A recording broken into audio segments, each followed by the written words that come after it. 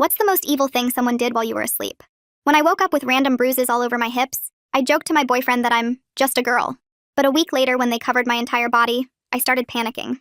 Nathan was examining them with this intense focus, running his fingers over them with a deep fascination. "These are perfectly symmetrical," he murmured, pulling out his phone to take photos. "That's weird, right?" I asked. But he was already writing in a notebook, adding timestamps. By week 3, I couldn't wear anything sleeveless and was exhausted. I literally fell asleep during a client presentation. I thought the symptoms would end there, until one day when my period just stopped. Mid-cycle, like someone flipped a switch. "That's not normal," I told Nathan, and his eyes lit up. "When exactly did it stop? What day?" The way he asked made my stomach twist. The bruises kept appearing in places I couldn't even reach. I tried recording myself sleeping, but the files were always corrupted. "Must be the Wi-Fi," Nathan said, though Netflix worked perfectly. I was about to make a doctor's appointment when Dana, his ex, messaged me on Instagram. "Check your hormone levels immediately, please." I almost ignored it, but she followed up with a photo of her own bruises, identical pattern to mine. I drove straight to the Starbucks she suggested, and when I saw her, I almost gasped. She looked closer to 50 than 25, and she cut straight to the chase. "The bruises, they're injection sites. Nathan is doing something to you." My hands started shaking. "That's insane." She pulled up her medical records on her phone. "Look at this. I have the hormone levels of a 55-year-old woman. I practically went through menopause at 25. She leaned closer. "His mother taught him. She runs that fertility clinic on Lexington." I couldn't breathe. "He uses numbing cream while you sleep. You never feel the needles." I drove straight from Starbucks to the nearest ER with Dana's medical records still pulled up on my phone as evidence, and demanded hormone testing. The doctor frowned at the results. "Are you taking Lupron? For endometriosis, perchance?" When I asked what that was, her face went pale. "Lupron shuts down your ovaries.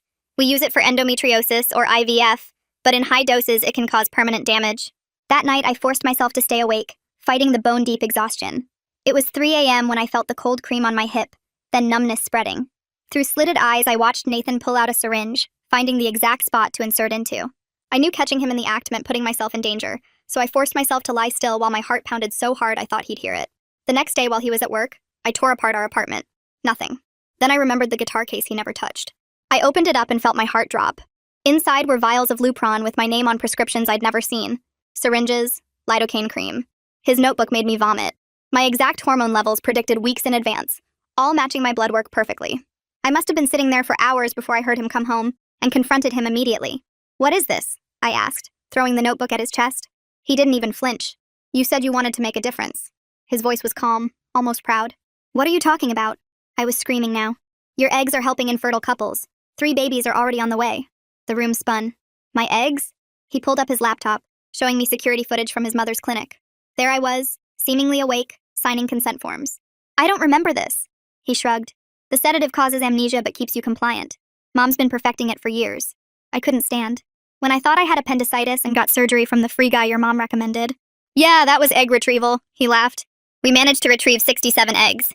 But baby, you have premium genetics. Your SAT scores, your IQ test from college. Couples paid $100,000 each." The admiration in his voice made me want to vomit. I ran to the bathroom and locked the door, and that's when my phone started blowing up with texts from Dana. She had given me more names of his exes. 5 women, all infertile by 25, all with the same story. I called them all.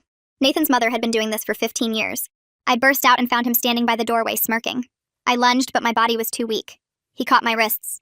"The damage is irreversible, if you're wondering. Your ovaries are dead tissue now. But I did it for you, and I'd still marry you." "I'd still marry you too," I responded, staring at him with fake doe eyes. And that dumbass ate up every word of it. When he kissed me back, I had to stop myself from laughing, because I still had his key.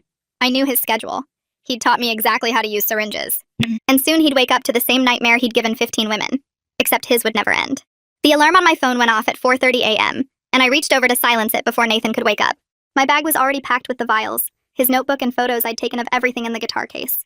Nathan rolled over in his sleep and draped his arm across my stomach, making my skin crawl. I stayed still for 20 minutes until his breathing got deep again, then slipped out from under him. My hands were shaking so bad I almost dropped my keys. I texted him from the car about an emergency client meeting, knowing he wouldn't wake up to read it for hours. The storage place on Route 9 was open 24/7 with keypad entry, and I'd rented a unit there last month under my old roommate Sarah's name when I first started feeling paranoid. I locked everything in a fireproof box, then spent an hour uploading photos to 3 different cloud accounts Nathan didn't know about. My Gmail, an old Yahoo account from college, and a new Proton Mail I'd created at the library. Back at the apartment that afternoon, Nathan was at his gym class like every Saturday.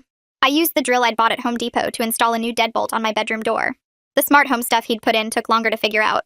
I disconnected the Alexa, the Nest cameras, even the smart thermostat. When he got home and asked about the lock, I told him I'd been having bad dreams and needed to feel safer. He actually smiled and said he understood. Dana called while he was in the shower to check if I was okay. I whispered everything about the guitar case discovery, and she gave me 5 more phone numbers.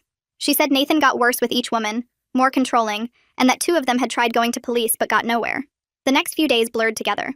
I hit 3 medical offices on Monday morning, telling each receptionist I needed complete records for insurance reasons. At the second place, the woman behind the desk looked confused and said nobody ever asks for raw lab data and timestamps. I just smiled and said my new insurance was really strict. That afternoon, I set up my laptop in my car outside a Dunkin' Donuts and recorded myself talking for 40 minutes straight. Everything from the first bruises to finding the guitar case. My voice cracked when I described the fake surgery, and again when I talked about the 67 eggs. But I kept going because I knew I needed this while everything was still fresh. Tuesday morning, my boss Karen pulled me into her office. She had a folder with my name on it and started listing all my missed deadlines and the client presentation disaster. She put me on a performance improvement plan and said I had 30 days to turn things around or they'd have to let me go.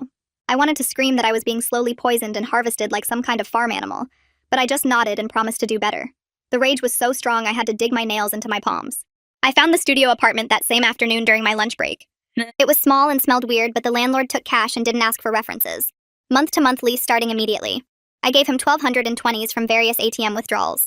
Thursday, I walked into the police station with a folder full of evidence. The cop at the front desk barely glanced at my medical records before saying this sounded like a domestic issue.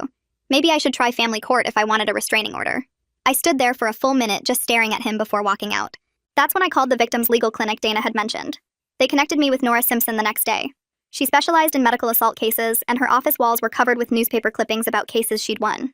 She listened to my whole story without interrupting once, taking notes on a yellow legal pad. When I finished, she started explaining our options. Civil lawsuit for damages, criminal charges if we could get the DA interested, and complaints to the medical board about Nathan's mother. She said the medical board route was actually our best bet because they took license violations seriously and moved faster than criminal courts. We could file complaints for both Nathan practicing medicine without a license and his mother's ethical violations. She'd take my case pro bono because she said this was exactly the kind of predatory behavior that made her become a lawyer in the first place. Back at my apartment that night, I was going through old bank statements when I noticed something that made my stomach drop. There were charges from Nathan's mom's clinic going back months, thousands of dollars total, all dated around when I thought I was getting my appendix out. The signatures on the credit card slips looked like mine, but I had zero memory of signing them. My hands shook as I took photos of every single statement. The next morning, while Nathan was in the shower, I started packing a bag with just the basics, shoving clothes into my old gym bag as quietly as possible. My phone rang, and it was him calling from the bathroom asking where his razor was. I hit record on my phone and told him it was in the cabinet. He started rambling about how the couples who got my eggs were so grateful, and how we were helping people who couldn't have kids naturally. He said it like we were donating old furniture to charity. I had to mute myself to run to the kitchen sink and dry heave. 2 days later, I sat in front of a judge with all my evidence spread out on her desk. She barely looked at the injection sites on my arms or the medical records showing the Lupron levels. She said without specific threats of violence or actual physical assault, this was a criminal matter, not grounds for a protective order. I walked out of that courthouse feeling completely alone. My friend Sarah came over at 2 a.m. that night while Nathan was passed out from drinking. We worked in total silence, taking only what I absolutely needed, like my laptop, important documents, some clothes. We left everything else to avoid him noticing anything was missing. Every creak of the floor made my heart race. The next day from my new apartment, I sent an email to Rex Guthrie, this journalist who'd exposed a huge medical fraud case last year. I attached select evidence and wrote out a careful summary of what Nathan and his mom had been doing. He replied within 3 hours saying he was interested but needed more proof, more victims willing to go on record before he could publish anything. I made an appointment with an endocrinologist that week and sat there while she explained my test results. She said my ovaries showed damage consistent with long-term exposure to GnRH agonists, basically chemical castration. She used words like permanent damage and medically induced menopause at 25. She started me on hormone replacement therapy and said I'd probably need it for the rest of my life. That same afternoon, Aurora Townsend called me after Dana gave her my number. We set up a video call with her and 3 other women Nathan had done this to. Everyone had the same story about the bruises, the exhaustion, the fake surgeries at his mom's clinic. We all agreed to work together, share evidence, coordinate our response. The next morning, I got a message on Signal from someone named Leah Rodriguez. She said she was a nurse at Nathan's mom's clinic and had information about their special protocols for certain patients. She was scared but couldn't stay quiet anymore after seeing what they'd done to us. She wanted to meet in person, but only in a public place with lots of people around. 3 days later, HR called me in for another meeting about my performance. They went through a list of missed deadlines and the presentation I'd fallen asleep during. They said if things didn't improve immediately, my job was at risk. I sat there nodding while they talked, knowing I couldn't explain that I was being slowly poisoned for months. knowing I might lose my income right when medical bills were piling up. That evening, I met with Nora again, and she laid out our whole strategy on a whiteboard in her office. She said we needed to focus on preserving evidence and building an airtight case through proper legal channels. She looked me straight in the eye and said any vigilante actions, anything that could be seen as revenge instead of justice, would destroy our entire case and probably land me in jail. She could see something in my face because she made me promise 3 times that I'd let the legal system handle this. Over the next few days, I threw myself into gathering more evidence, organizing everything into folders with dates and labels. I found more credit card charges I didn't remember, more signatures that looked like mine but felt wrong. I started a spreadsheet tracking every symptom, every bruise, every day I'd been too tired to function. Dana connected me with 2 more women who'd dated Nathan years ago. One of them couldn't have kids at all now. The other had aged. So much she looked 20 years older than she was. We all had the same injection patterns, the same exhaustion, the same memory gaps around medical procedures. I started sleeping with a knife under my pillow even though Nathan didn't know where I was staying. I installed 3 different locks on my door and a security camera that uploaded straight to the cloud. I knew I was being paranoid, but I couldn't stop checking over my shoulder everywhere I went.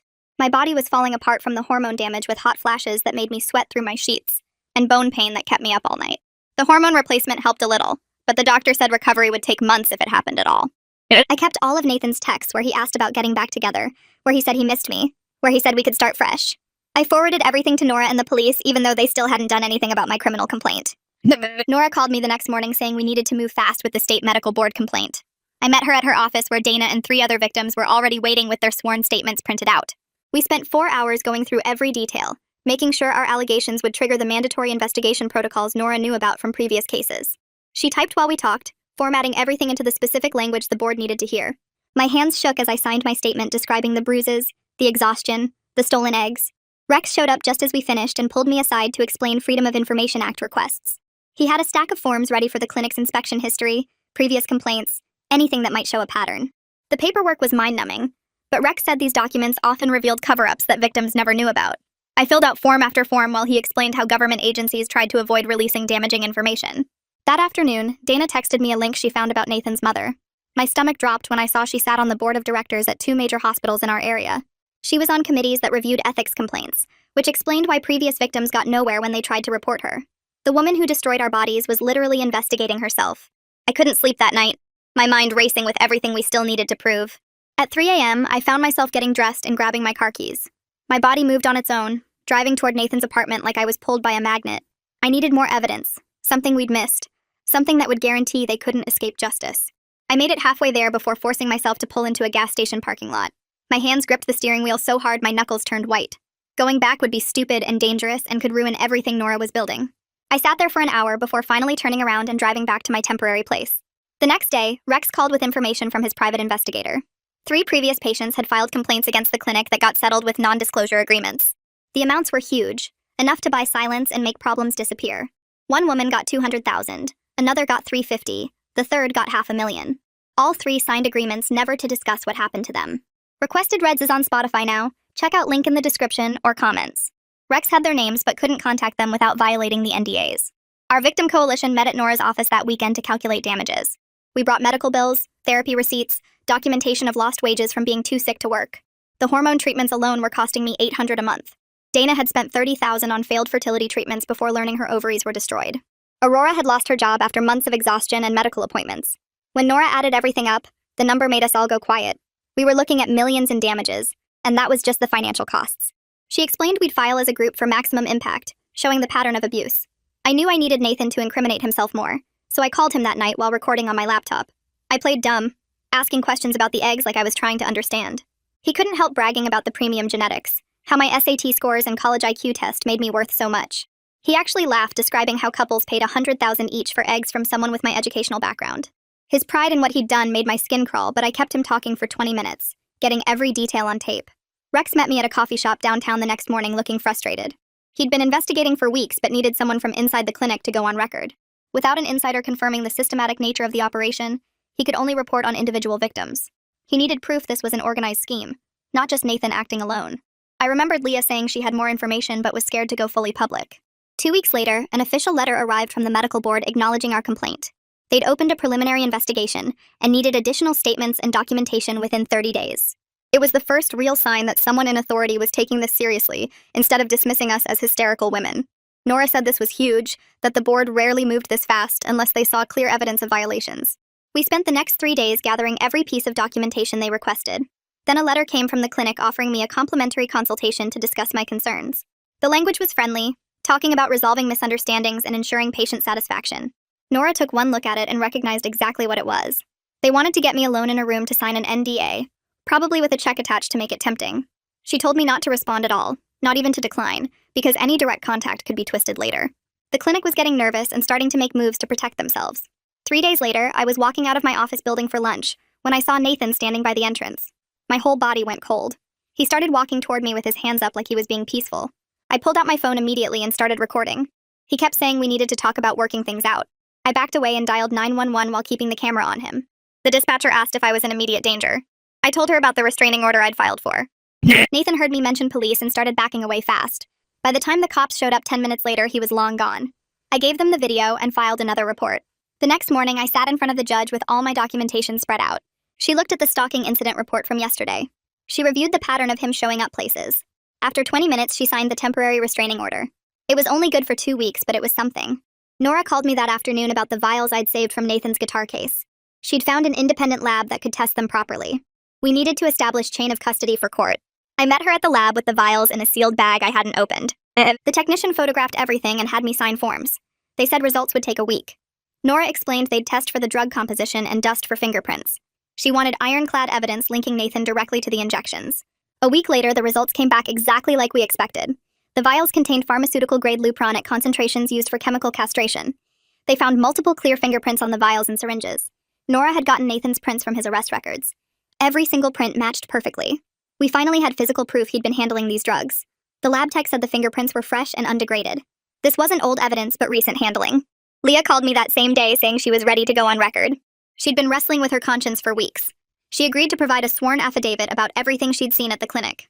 We met at Nora's office where a notary was waiting. Leah's hands shook as she described the clinic's special protocols.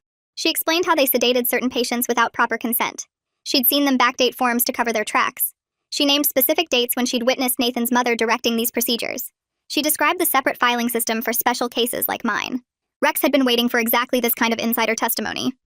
Leah's statement gave him the corroboration he needed for his story. 2 days later, Detective Weston Collier called about taking over our case. He'd been assigned by the department to investigate the criminal complaints. He came to Nora's office to review all our evidence. He was thorough and took detailed notes about everything. But then he dropped bad news on us. The DA wanted more evidence directly linking Nathan's mother to the conspiracy. Her lawyers were already claiming she had no knowledge of Nathan's actions. They were painting him as a rogue employee who acted alone. Without proof of her direct involvement, she might walk free. Our victim coalition met that weekend to sign the official paperwork. All 7 of us gathered in Nora's conference room. We signed as plaintiffs in the civil suit against Nathan and his mother. Nora explained our media strategy for maximum impact. We'd file the suit publicly to put pressure on authorities. The press coverage would make it harder for them to sweep this under the rug. Each woman shared what she'd been through with Nathan. The patterns were identical down to the smallest details. Rex called me the next morning with news that made me sick. He'd been following the money trail from the egg sales. He'd found one couple who unknowingly bought my eggs. They'd paid $110,000 for what they thought were donated eggs. The clinic had told them I was a willing donor. Rex kept their names anonymous to protect them. But seeing the actual bank records made it real. My genetic material had been sold like property. The thought of babies out there with my DNA made me dizzy. I had to sit down and breathe through the nausea. That afternoon, we served the clinic with a preservation letter. Nora's paralegal delivered it directly to their administrative office. The letter required them to keep all records and communications. They couldn't destroy any emails, files, or video footage now. Nora explained this was crucial for our case. If they deleted anything after receiving the letter, it would be criminal obstruction. The clinic's lawyers would know this and advise compliance. We were building a paper trail they couldn't escape. 3 days later, a thick envelope arrived at my apartment. Nathan's mother's attorney had sent an aggressive cease and desist letter. They threatened to sue me for defamation if I didn't stop my false allegations immediately. The language was harsh and clearly meant to scare me. They claimed I was a disgruntled ex trying to extort money. They said my lies were damaging her professional reputation. The letter demanded I retract all statements within 48 hours. Nora had warned me this might happen. It was a common intimidation tactic to silence victims, but reading their threats just made me more determined. They were scared because they knew we had real evidence. The more they tried to bully me, the more I knew we were on the right track. The next morning, I woke up to my phone buzzing nonstop with Instagram notifications. Someone had created fake accounts using my old photos and was posting them with captions about how I was just a bitter ex trying to destroy a good man's life. They'd found my LinkedIn, my old Facebook photos from college, even pictures from my sister's wedding.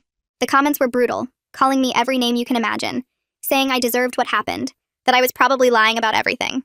I spent 3 hours trying to report the accounts, but new ones kept popping up faster than Instagram could take them down. My work email started getting flooded with messages from strangers telling me to drop the charges, some threatening to show up at my office, others sending graphic descriptions of what they wanted to do to me. I had to call IT to help me lock down everything, change all my passwords, make my social media private, and finally just deleted most of my accounts completely. My phone number got posted somewhere because I started getting calls at all hours, heavy breathing, men's voices saying they knew where I lived, so I drove straight to Verizon and got a new number that I only gave to 5 people. The stress was making my body fall apart worse than before. I'd wake up drenched in sweat, my sheets soaked through. Then 5 minutes later, I'd be freezing and shaking under 3 blankets. My joints hurt so bad I could barely get out of bed some mornings, and the headaches made it impossible to focus on anything. I missed 2 more days of work, and my boss pulled me aside to say HR was getting involved if my attendance didn't improve immediately. The endocrinologist ran more tests and explained that my body was basically going through menopause at 25, that the hormone replacement therapy would help, but it would take months to stabilize and I'd need to take these pills for the rest of my life. She prescribed estrogen patches and progesterone pills, warning me about mood swings, weight gain, and that natural pregnancy was extremely unlikely now. I sat in my car after that appointment and cried for an hour, not because I wanted kids right now, but because he'd stolen that choice from me forever. That night I couldn't sleep, and found myself on medical websites reading everything about Lupron, how it works, what doses they use, where to inject it for maximum absorption. I told myself I was just trying to understand what he'd done to me, but I kept bookmarking pages about injection techniques, saving diagrams of injection sites on the abdomen and thighs. My search history got darker as I learned about the different concentrations, how the 3-month depot shots work versus daily injections, what happens when men take it for prostate cancer. I found forums where trans men discussed using it to stop estrogen production and felt sick realizing Nathan had essentially done the reverse to me and the other women.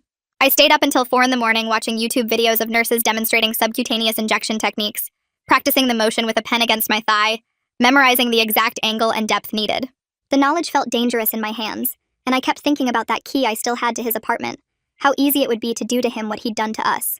3 nights later, I was startled awake by movement outside my window and saw Nathan standing in the parking lot staring up at my apartment. My hands shook as I grabbed my phone and started recording him, zooming in to clearly show his face in the streetlight. He stood there for 20 minutes just watching my window, and when he started walking toward the building entrance, I called 911 immediately.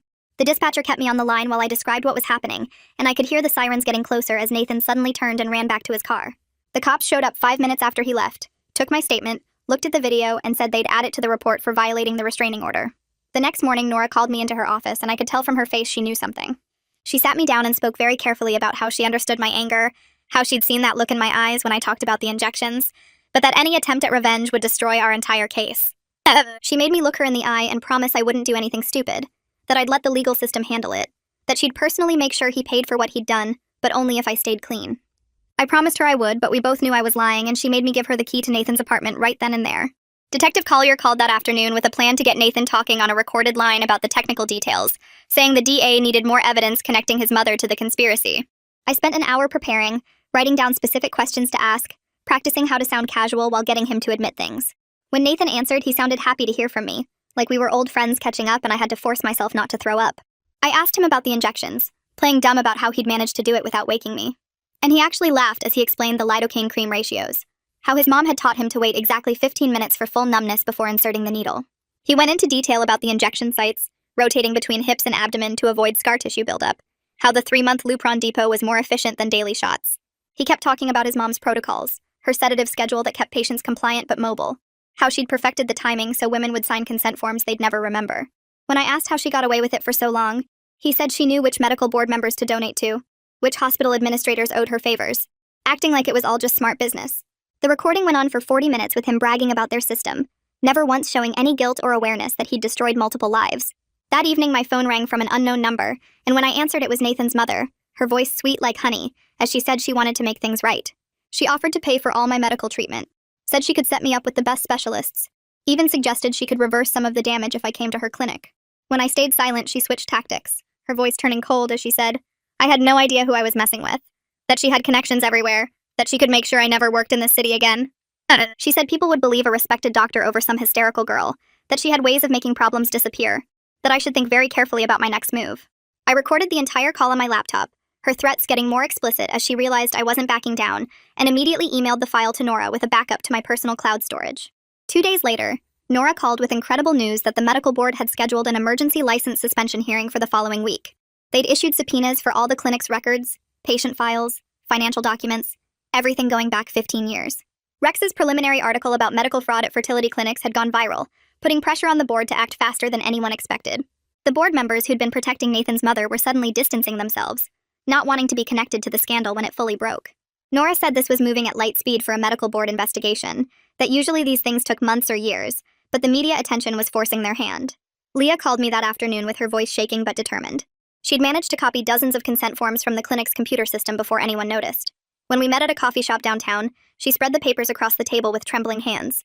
The metadata showed clear signs of tampering, dates that didn't match up, signatures that looked too perfect. She'd risked her entire career getting these documents, but she said watching what they did to us made her sick every single day. I took photos of everything while she watched the door nervously. My phone buzzed with a text from Nathan saying he was leaving town and wanted to apologize properly before he went. The message made my skin crawl, but I forwarded it straight to Detective Collier. He called back within minutes, confirming they had officers watching Nathan's apartment and tracking his credit cards. The next morning, Leah met with Nora at her law office to make everything official. Nora walked her through the whistleblower paperwork, explaining the protections she'd have against retaliation. Leah's hands shook as she signed each form, knowing this meant she could never work in healthcare in this city again. 3 days later, we sat in the medical board hearing room while Nathan's mother's lawyer tore into us. She called me a scorned woman seeking revenge, said Dana was mentally unstable, claimed Aurora had financial motives. I gripped the edge of my chair so hard my knuckles turned white, but kept my voice steady as I read from my medical records. Dana presented her hormone tests from 5 different labs. Aurora showed photos of her injection sites mapped in the same pattern as ours. The lawyer kept interrupting, objecting to everything, trying to make us look crazy or vindictive. When it came time to vote, the board members didn't even need to discuss it. They voted unanimously to suspend her license immediately pending full investigation. She sat there with her jaw clenched, staring at me with pure hatred, while her lawyer whispered urgently in her ear. The next morning, police showed up at the clinic with a search warrant. I watched from across the street as they carried out boxes of files and computers. Detective Collier called later to say they'd found partial records and medication supplies, but someone had deleted key computer files the night before. It wasn't surprising given how much warning they'd had, but it was still frustrating knowing evidence was lost. 2 days after that, the DA's office finally moved forward with criminal charges. Nathan was arrested at his apartment for assault, poisoning, and violating the restraining order. They processed him and released him on bail within 4 hours, his mother posting the $100,000 without blinking. She was named as an unindicted co-conspirator, which meant they were still building the case against her. Our civil suit got filed that same week with all 7 of us listed as plaintiffs. Nora had worked around the clock preparing the paperwork, calculating damages for medical costs, lost wages, and pain and suffering. The court scheduled our initial conference for the following month. Within hours of the filing going public, Rex's story exploded across social media. My phone wouldn't stop buzzing with interview requests from news stations and podcasts. I ignored them all, too exhausted to deal with becoming some kind of poster child for medical abuse. 3 weeks later, I was walking to my car after a doctor's appointment when I saw Nathan waiting by the parking garage elevator. My whole body went cold, but I forced myself to stay calm. He started walking toward me, close enough that I could smell that cologne he always wore, the one that used to make me feel safe. I pulled out my phone and dialed 911 on speaker, loudly describing his location and that he was violating a restraining order. He kept coming closer, saying he just wanted to talk, that I was overreacting, that we could work this out. I backed toward my car while keeping the phone raised so the operator could hear everything. When he reached for my arm, I remembered the sterile swab I'd been carrying in my pocket for weeks, waiting for this exact moment. As he grabbed my wrist, something fell from his jacket pocket. A small syringe case hit the concrete with a plastic clatter. I bent down quickly, using the swab to pick it up without touching it directly, collecting his fingerprints and probably DNA from where he'd handled it. He tried to grab it back, but I was already moving toward the area I knew had security cameras. The 911 operator was asking for updates while I described everything that was happening. Nathan finally seemed to realize how bad this looked and started backing away. Security guards appeared from the building entrance, having heard the commotion. Nathan turned and ran while I stood there holding the syringe case wrapped in the sterile swab, my hands shaking but my mind clear. This wasn't about revenge anymore. It was about evidence, about making sure he couldn't do this to anyone else. The police arrived within 10 minutes, and I handed over the syringe case wrapped in the sterile swab. The officer bagged it carefully while I showed him the security footage on my phone of Nathan approaching me. They arrested him right there in the parking garage while I watched from behind my car. His face went from angry to shocked when they put the handcuffs on. Detective Collier called me later that afternoon to say the evidence I collected was perfect for the case. He said most victims panic and don't think to preserve DNA evidence like that. The syringe tested positive for Lupron and had Nathan's prints all over it. 2 weeks later, I found a new apartment across town with a doorman and security cameras in every hallway. The building required key cards for the elevator and had a concierge who logged every visitor. I changed my gym, my grocery store, even the coffee shop I went to every morning. I started taking different routes to work and never parked in the same spot twice. The constant checking over my shoulder was exhausting, but I couldn't relax knowing Nathan was out on bail. My endocrinologist appointment that week hit me harder than I expected. She pulled up charts showing my hormone levels and explained the damage was permanent. My ovaries would never produce eggs again, and natural pregnancy was basically impossible. She talked about donor eggs and adoption, but all I could think about was the 67 eggs Nathan stole from me. The hot flashes would continue for years, and I'd need hormone replacement therapy for the rest of my life. She was honest about the increased risk of osteoporosis and heart disease from early menopause. I appreciated that she didn't sugarcoat anything, even though I cried in her office. 3 days later, the DA's office called with good news for once. They were upgrading Nathan's charges to include administering controlled substances without consent, which carried serious prison time. His mother was being formally charged as a co-conspirator based on the evidence we'd gathered. The prosecutor said Nathan's recorded admissions about his mother teaching him were key to making the charges stick. Rex's article went live that Friday morning, and my phone immediately started buzzing nonstop. He'd interviewed all 7 of us and included medical documentation showing the pattern of abuse. The headline alone made me sick, but seeing our stories laid out with evidence was powerful. Within hours, the article had thousands of shares, and the clinic's phone lines were reportedly jammed. A tip line the newspaper set up received over 40 calls in the first day from women with similar experiences. Some were from Nathan's mother's clinic, but others were from different fertility centers around the state. The medical board announced they were expanding their investigation to multiple facilities. Dana organized our first official support group meeting at a community center the following week. We created intake forms for new members and protocols for documenting their experiences safely. Aurora brought a therapist friend who specialized in medical trauma to help us structure the meetings. We set up a buddy system so no one had to go to appointments or court dates alone. Helping other women navigate what we'd been through gave me something to focus on besides my own anger. The group grew from 7 to 25 members within a month. Nora called an emergency meeting when the clinic's insurance company reached out with a settlement offer. They were offering $2 million to be split among all plaintiffs with no admission of wrongdoing from the clinic. The money would help with medical bills and ongoing treatment, but accepting meant we couldn't pursue further legal action. We spent 3 hours debating whether to take it or push for a trial that could take years. Some women needed the money immediately for medical care, while others wanted the clinic to admit what they did. We voted and decided to accept the settlement, knowing a trial might not go our way. The insurance company required us to sign within 48 hours, so we all met at Nora's office to review the paperwork. Each of us would receive about $280,000 after legal fees. It wouldn't fix our bodies, but it would cover treatment and give us some security. I spent the next weekend writing my victim impact statement for Nathan's criminal trial. I went through 12 drafts trying to capture what he'd taken from me. Not just my eggs or my fertility, but my trust in medical professionals and my sense of safety. I described the physical pain of forced menopause at 25, and the emotional trauma of learning babies existed from my stolen eggs. I wrote about the women in our support group who would never have biological children because of what Nathan and his mother did. I kept one copy of the statement in my desk drawer as a reminder that I survived this. My life wasn't what I'd planned, but I was building something new with women who understood exactly what I'd lost. That's all I've got for now. Congrats on making it to the end. I wasn't sure you would. Go ahead and subscribe if you want more questionable content.